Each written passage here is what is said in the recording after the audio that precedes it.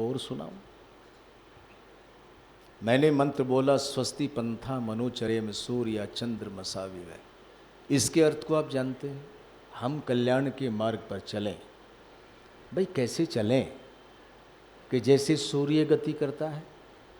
अच्छा, सूर्य सब जब गति करता है तो सारे संसार को प्रकाशित करता है। जो वस्तु जो पदार्थ जैसा है उसके प्रकाश में वैसा ही हमें दिखाई देता है। और नहीं तो अंधेरे में तो सब जो रस्सी होती है ना वो भी आती है कि नहीं आती।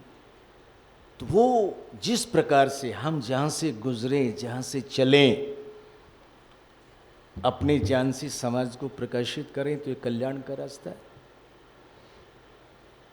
और कैसे चलें कि जैसे चंद्र गति करता है, सौम्यता है इसमें, सरलता है, सहजता है।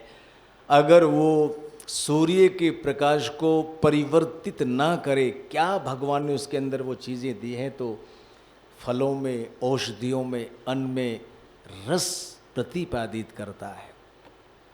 अगर वो अपनी चांदनी ने छिटकाए तो फलों में, औषधि में, अन्नों में, वनस्पतियों में रस ना हो, और रस ना हो तो पके फिर क्या।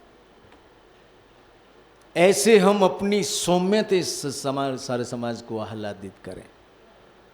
एक व्यक्ति ने कहा ये तो आकाशीय पदार्थ से लगते हैं, धरती पर कैसे चलें। कि भैया 3 लोगों के साथ चलो। और वो 3 लोग कौन हैं कि सबसे पहले तो विद्वानों के साथ चलें।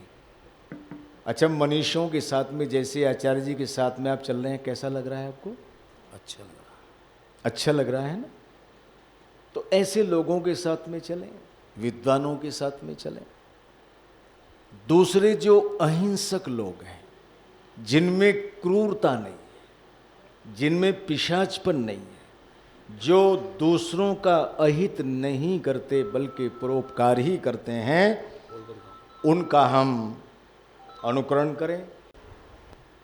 तो मैंने आपसे निवेदन किया कि क्रूर लोगों के साथ न चलें। और तीसरी बात यह है कि जो जानता, अघनता, हिंसक, पुनर्दत्त जो दानी है, पुनर्दत्ता जो दानी है, उनके साथ चलें। अच्छा, दानियों के साथ में चलोगे तो कैसे हो जाओगे? दानशीलता आपके अंदर आएगी। अच्छा, कृपण लोगों के साथ में चलोगे, कंजूस लोगों के साथ में चलोगे, ऐसे ही हो जाओगे।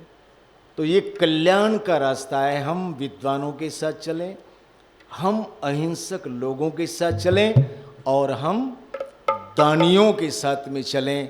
आप देखिएगा कितने लोगों ने राष्ट्र के प्रति अपनी श्रमशीलता के द्वारा उपार्जित धन को जब जब दिया है तो राष्ट्र की अस्मिता की रक्षा हुई है।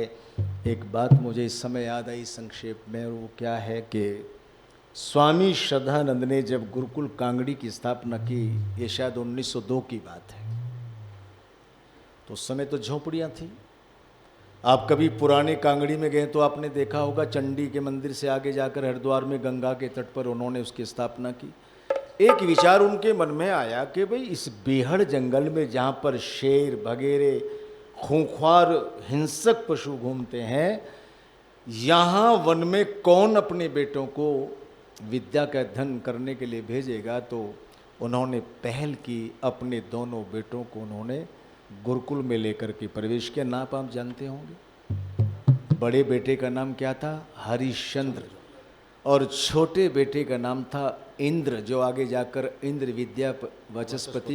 एक बात और कहूँ, वरिष्ठ लोग बैठे हुए हैं, संसार के इतिहास का आप अवलोकन करके देखिएगा, कौन ऐसा योग पुत्र है जिसने अपने पिता के जीवन को आबद्ध किया हो अपनी लेखनी से। और कैसा इतिहास कोई हिम्मत कर सकता है? अपने पिता के गुणों को भी और दुर्गुणों को भी निष्पक्ष भाव से जिन्होंने अपनी लेखनी से उद्धृत किया है, और ऐसे उद्धृत किया है, ऐसे लेखनी से निश्चित हुई वो विचारधारा के सारे संसार के लिए वो जीवित इतिहास बन गया। वो कहते हैं कि एक रोज हम बैठे थे और जब बैठे थे तो हाँ समय हो गया है, मंत्री जी भी खड़े हो गए, तो मैं एक बात कह करके एक गीत की दो कड़ी सुनाऊं आपके सामने। एक सेवक ने आकर कहा कि आपको महात्मा जी ने याद किया है, तो हम चले दोनों भाई उठ करके। पर हमने एक विचार किया कि इस समय जब पिताजी हमें याद करते हैं तो वो कोई बहुत बड़ा निर्णय लेते हैं। आज पता नहीं कौन सा निर्णय लेने वाले हैं। सेवक आगे तो हम दोनों भाई पीछे थे। जहाँ वो घास फूस के बरामदे में बैठे हुए चहलकदमी कर रहे थे चलते हुए, हम जाकर खड़े हो गए। दोनों को बोलने की जरा हिम्मत नहीं हुई, तो हरीश ने थोड़े से शब्दों में सर झुका कर कहा, हमें क्यों याद किया है।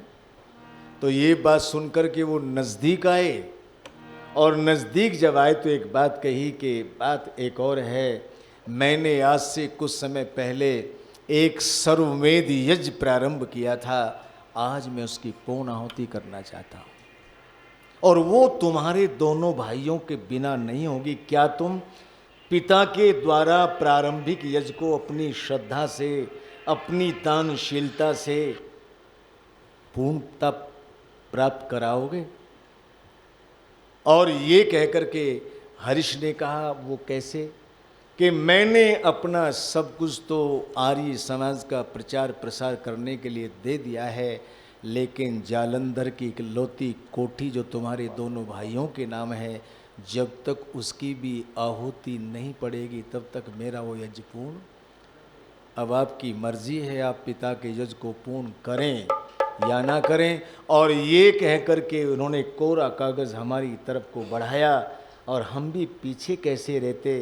पिता यज्ञ करे, बेटे बेटी मिलकर उसको पूर्णता प्रदान ना करें। हमने इस कोरे कागज़ के ऊपर हस्ताक्षर कर दिए, और पिता की यज्ञ की भावनाओं को हमने पूर्णता प्रदान की। ये दान, मैं नहीं कहता कि आप डिसबैलेंस हो जाए। अच्छा, त्याग तो वही होगा जो आपकी श्रमशीलता के माध्यम से दूसरों को दिया जाएगा या चोरी करके दिया जाए। इसलिए बस एक गीत की दो कड़ी। कैसे दयालु महर्षि, कैसे दयालु महर्षि, धर्म के पालनहार, कितनों को जीना सिखाया, किया है अद्भुत प्यार। कैसे दयालु महर्षि, कैसे दयालु महर्षि, धर्म के पालनहार, कितनों को जीना सिखाया, किया है अद्भुत प्यार।